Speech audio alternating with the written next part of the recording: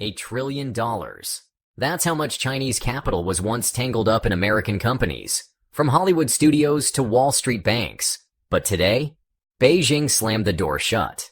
No warning, no wiggle room. And now US executives are scrambling to understand why the money pipeline just snapped. But this isn't just about a policy shift. This could be the first financial decapitation strike in a war that's gone from trade to tech to pure capital. And this could also mean layoffs, rising prices, or even a frozen 401k. So here's the question. Why did China just block all investments into US companies? And what's Beijing really aiming for? Let's separate noise from signal. The decision wasn't emotional, it was strategic. China's Ministry of Commerce quietly updated its outbound investment protocols, classifying all non-essential capital flows to hostile jurisdictions as suspended, effective immediately. The US made the list.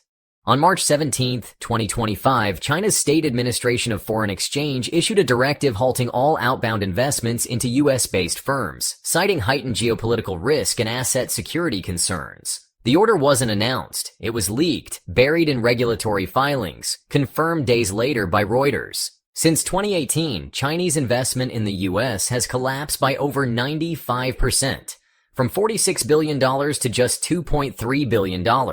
According to Rhodium Group. This freeze pushes that number to zero. According to Professor Zha Daojiang at Peking University, the move is a calculated step to apply maximum capital pressure without provoking open retaliation. What's more alarming isn't what China just blocked, but what it's now redirecting that capital toward. And if you think this is a freeze, look closer. It might be the opening act of a financial siege.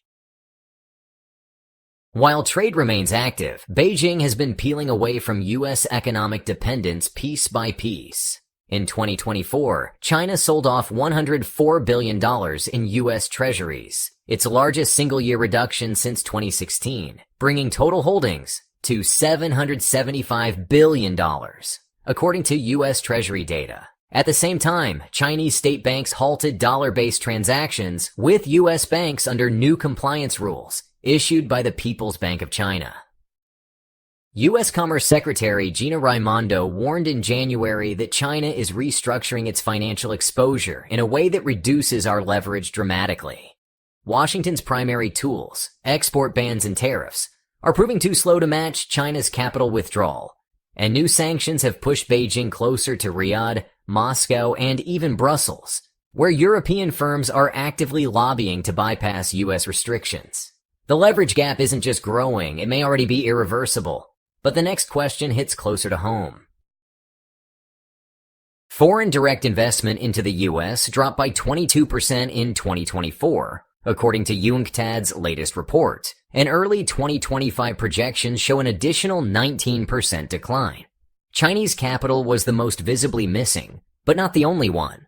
Norway's sovereign wealth fund recently divested $7.1 billion from U.S. tech stocks, citing regulatory unpredictability.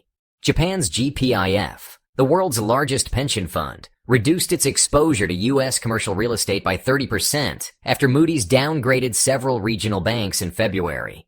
With $4.1 trillion in U.S. corporate debt maturing by the end of 2026, according to S&P Global, and fewer foreign buyers to roll it over, companies are turning to domestic sources at higher costs. This isn't just a capital retreat, it's a slow tightening of the financial oxygen line, with pressure building fastest among mid-tier firms. But when they reach for rescue funds, what they're finding is even more alarming. With equity investment retreating and traditional bank loans constrained, American companies are issuing record levels of high-yield debt. Over $430 billion in junk bonds were floated in 2024, a 38% increase from the year prior, according to Bloomberg. Average yields have climbed to 9.6%, up from 5.2% in 2022. One real-world case. Boston-based manufacturing firm Hartwell Tech saw a $180 million Chinese-backed equity round vanish overnight due to the investment freeze. The firm turned to Apollo Global for emergency bridge financing at 11.3% interest, secured against IP assets and property. Fitch Ratings now warns that 1 in 5 U.S. mid-cap firms faces acute rollover risk within the next 18 months.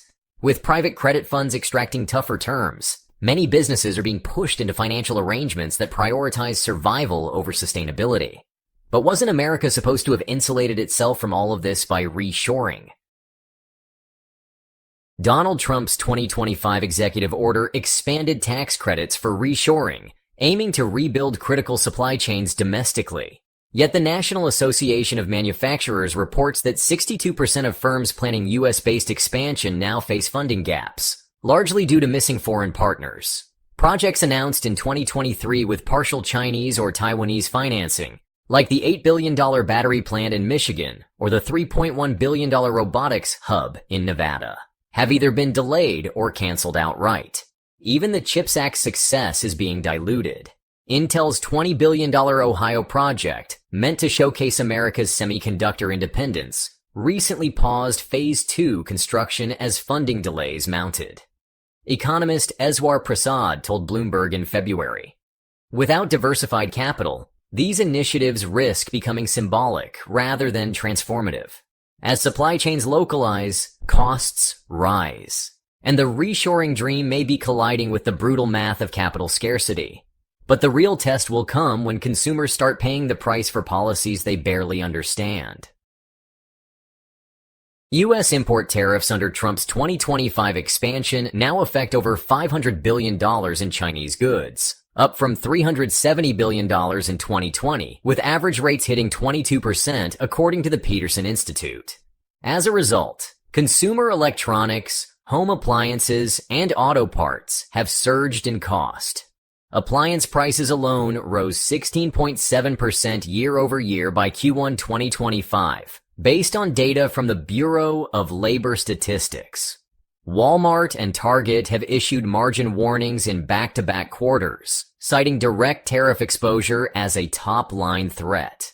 The National Retail Federation now estimates an average household will pay $1,950 more in goods by year-end. Corporate profits are narrowing faster than analysts expected. Q4 2024 saw S&P 500 profit growth at just 1.2%, down from 4.5% in Q3. WSJ reported, forcing companies to either absorb the cost or pass it along. But with real wages stagnating and inflation sticking above 3.6%, passing it along could crater demand and take balance sheets with it.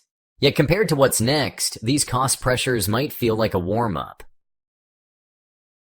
According to the Economic Policy Uncertainty Index developed by Baker, Bloom, and Davis, the first quarter of 2025 uncertainty in the U.S. is at its highest point in over a decade, surpassing both the 2020 lockdown period and the 2008 financial crisis. Contributing factors include simultaneous monetary tightening, volatile fiscal policy, and unpredictable trade sanctions, all converging during a fragile global recovery. The Conference Board's CEO Confidence Index plummeted to 37 in March, its lowest since mid-2020, with 68% of executives citing lack of policy clarity as a barrier to forward planning. Bank of America analysts wrote in February that capital formation is stagnating, not because of cost, but because of confusion. Investors have begun fleeing risk. Over $120 billion exited U.S. equity ETFs in just the last 90 days, Bloomberg data shows. What's emerging isn't a temporary dislocation, it's a long-term question of trust. And if allies start recalibrating that trust, Washington may not be the one setting the rules much longer. Germany's BASF doubled down on its $10 billion expansion in China in February 2025, days after Chancellor Merz's visit to Beijing concluded with a joint energy technology agreement. Meanwhile, French Minister for the Economy Bruno Le Maire finalized a new long-term LNG settlement denominated in yuan, bypassing dollar clearing entirely. The European Chamber of Commerce in China reported a 19% increase in European capital deployed in mainland industrial zones in the first quarter of 2025 alone, citing policy consistency as the primary factor. Even Saudi Arabia is diversifying away from U.S. treasuries, allocating $27 billion toward a joint AI development fund, with China and Singapore. Former IMF chief economist Kenneth Rogoff told the Financial Times, U.S. soft power isn't collapsing, but it's losing gravitational pull. Allies aren't defecting in protest. They're diversifying to hedge against American volatility. And Beijing, rather than demanding allegiance, is simply offering predictability. But behind that predictability is a much deeper game, and it might already be underway. Beijing's investment freeze isn't just defensive, it's potentially phase one of a coordinated capital redirection strategy aimed at starving U.S. markets while inflating its own regional ecosystem. The China Securities Regulatory Commission confirmed in March that it will fast-track foreign IPO listings in Shanghai and Shenzhen, with 38 new listings in the first quarter alone, a 52% increase from the previous quarter, per Caixin Global. Simultaneously, China's sovereign wealth fund quietly increased its exposure to ASEAN debt markets by $19.4 billion, according to a leaked HSBC report reviewed by Reuters. The most strategic move, however, may be the digital yuan, now integrated into SWIFT-like settlement networks in 13 countries, allowing for cross-border deals without touching the dollar. HSBC analyst Harold Wong notes, it's not about replacing the dollar overnight. It's about building enough alternatives that the dollar becomes just one option, not the default.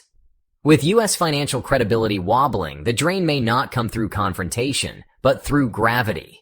And the next time Wall Street looks up, it may find the money already moved. So, if Beijing can quietly bleed American markets by starving capital, rerouting liquidity, and rewriting the rules of global finance, what happens when it goes for the next domino? Because this investment freeze may be just the first signal flare. The real question is, what if China convinces even U.S. allies to stop settling trade in dollars? That would reshape the global system, not with sanctions or speeches, but with math. We're glad you're enjoying this video. Please like and subscribe. Check out another video that is now on your screen.